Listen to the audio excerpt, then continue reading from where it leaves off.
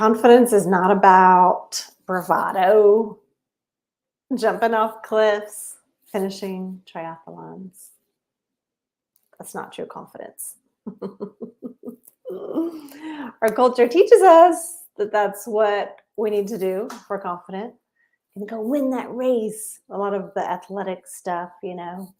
But there's a deeper confidence. True, authentic confidence comes from your relationship with yourself. And it's so important. It is actually a money topic because your confidence does lead you to success in either your business or your career. So we know that the success there does help you build your wealth over time. So, yes, it's totally related. But we're going to dive in. You're going to be surprised what I share today, I think. And I have been on a journey with confidence myself. I used to struggle with that a lot. And I have done some mending in myself. I've done some work on myself, and I want to share with you today some hands-on tips on how to build your confidence. So, first off, true confidence, what it really means is that you have learned to love yourself and take care of yourself and express yourself. Hello. But this time, not just expressing yourself and just everyday conversations, expressing yourself in your most authentic voice with an energetic boundary. And we're going to dive into that as I go forward. But just know that you can grow your confidence, and it does take some time. But let me dive into the tips that I want to share with you because I think you're going to resonate with these today. So the first tip I have for you to build your authentic confidence is to know who you are and to be authentically you. That seems like a no-brainer. Like, of course, I know who I am. But when we get out into society, it's like we try to create this facade sometimes that this is who I am over here in this group, and then I'm going to be this over here in this group. And what I'm talking about is owning, well, first of all, just knowing, right? This is who I am. This takes experimentation on your part to know what your preferences are, to know what you like, to know what you dislike.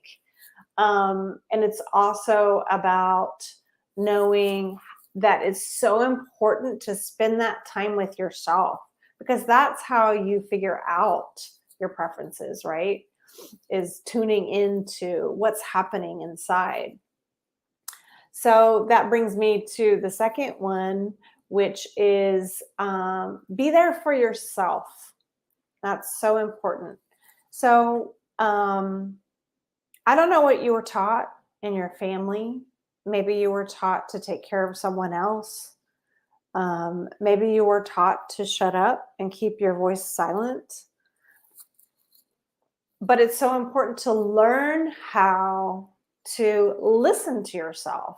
So what we're talking about is emotional presence and emotional intelligence, right? And so, not just in our family systems can we sometimes learn to tone ourselves down, but also just out in the world. Like we all want belonging. We all want to fit in. And so it's important to have that emotional presence inside yourself to know what do I want? What am I feeling? And so you can begin this journey of turning up the volume on yourself, on your thoughts, on your emotions. It sounds so selfish, but actually your job in life, your number one job is to take care of yourself. If you have small children, I would say your job is to take care of them too. But once they're grown, and if you don't have children, the number one job is to take care of yourself. And even with small children, your number one job is still to take care of yourself, right? Oxygen on yourself first. But I'm just saying that you would also have the additional responsibility of them. But just for the average Joe, an adult out in the world, your number one priority is taking care of yourself. Well, how do you do that? First of all, you have to know what is going on inside. One of the first things I do in the morning is I go outside with a journal And I let all my inner guides tell me how they're feeling, right? And what they're wanting. And I write it all down.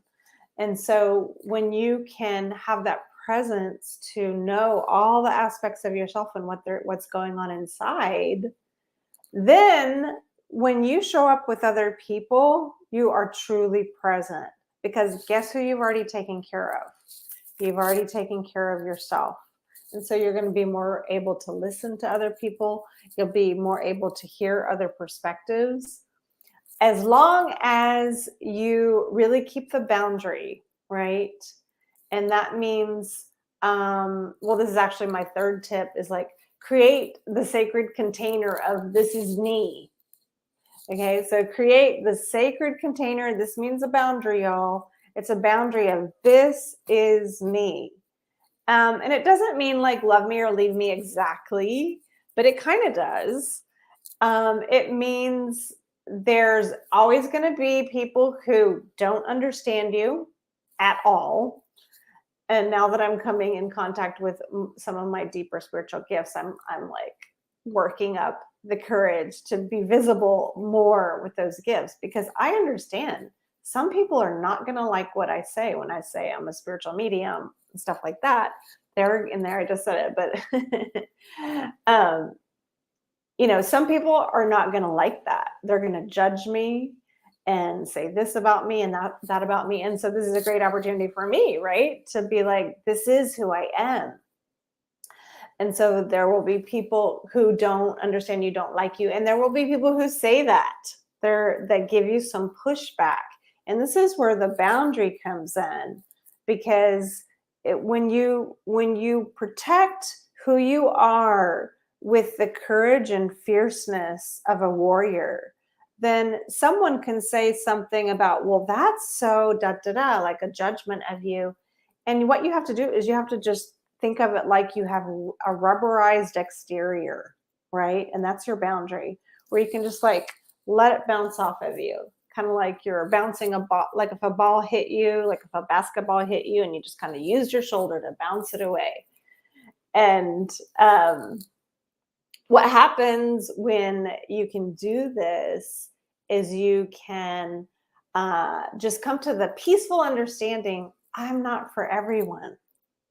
And that frees you up to find the people who are your tribe, to find the people who love you and think you're amazing. And that helps to build confidence, but the responsibility is yours. It's first and foremost yours. And so when you develop this sense of knowing of this is who I am, now you're going to start being able to open your throat chakra and speak your truth, right? Which also requires boundary, because people are going to push back when you share who you really are. People are going to push back on that. And so you have to be willing to not go there with them, not try to please them, not try to appease them, not try to fit in as hard, right? When fitting in, like what it really means to fit in is it means that you've owned who you are and you have found your tribe that accepts you. And that's where that true belonging happens. So it really means you have to be brave enough to be disliked, which is a huge reason why many entrepreneurs and people that are, career focused, they avoid visibility, me included. I avoided visibility for a really long time. But when you just kind of quit caring, you're like, this is who I am. And if you don't like me, it's okay. It's freedom. It's freedom to just be yourself. So those are two of the things I wanted to share, or three actually. The fourth one I wanted to share is spiritual connection, because this is like worthiness 101. If you think of it like this, it's going to clear up a lot. And I use the word God in this for higher power, but feel free to insert the word of your choice, universe, spirit, whatever. Okay. So here it is. This is something a mentor taught me a long time ago. You're a child of God and therefore worthy. Period. End of story. That's it. You were created. You're worthy. Everyone's worthy. We're all worthy. And so if you've struggled with worthiness and self-confidence issues for a long time, that one basic spiritual law just makes it so clear that you're meant to be here, you're worthy, and you can shine in your true light. The fifth one I wanted to share with you is to start taking risks and doing the hard things. And I used to work so hard to build my confidence so I could go do the hard things, to find the courage to go do the hard things in my business in particular, but also in relationships and with my finances and other things too. But the truth is, like, we don't wait for the confidence to be strong enough to take the actions. Actually, it's backwards.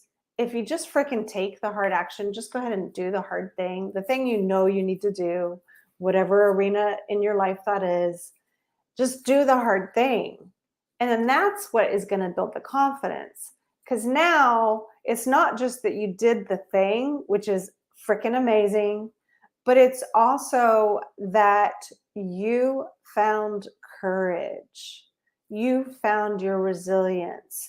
You found your ability to go into uncharted territory in your life. And what that does is it frees you up to go forward even more in other territories, because you're like, okay, if I could do that hard thing, then I could do this hard thing. And it starts unfolding for you. This all comes back to money also, very much so, this particular piece especially, because when you start doing the hard things, that is just going to give you so many opportunities. And about, I guess, probably 5 or 6 years ago, I kept praying in my business, God, who would you have me be? What would you have me do? You know, and I kept getting speaking. And I was already on the money trajectory, coaching on that and really focused on that. And I would, in my prayer and meditation, I would get, go do speaking. And I was like, F no. Like, that was literally my worst nightmare. That was my worst fear, was to be up in front of people and to have people see me. And I've been through this kind of breakthrough of that fear like twice, 2 or 3 times now. So this 5 or 6 years ago was the first time I broke through, but I just kept trying to get that courage to do it. And it was just like too frightening. It felt like jumping in the ocean with sharks. Like, how could that ever be safe? Right. And then I just did it. I just forced myself to do it. And so many money breakthroughs came for me through that bold action, because then people could hear in person what the heck I was talking about. And they could hear my teachings and they could feel my presence. And, I used to tell myself, I'd get so nervous before speaking, and I would tell myself, if I can change one person's life today, I'll do it for that. And that's how I just kept getting myself up there, right? And then COVID hit, and then it was the pullback. I wasn't speaking for a couple of years because we were in isolation. And so I've had to revamp it up again, doing this podcast and doing videos and stuff like that. I had to work through the fear of visibility again. But it's just jumping in there. It's jumping in there. And when you know that you have all these systems in place to buoy yourself up, to listen to yourself, to hear yourself, to be there for yourself, to have quality time with yourself, then that's the support system that lets something trigger in your brain where your brain's like, we're good.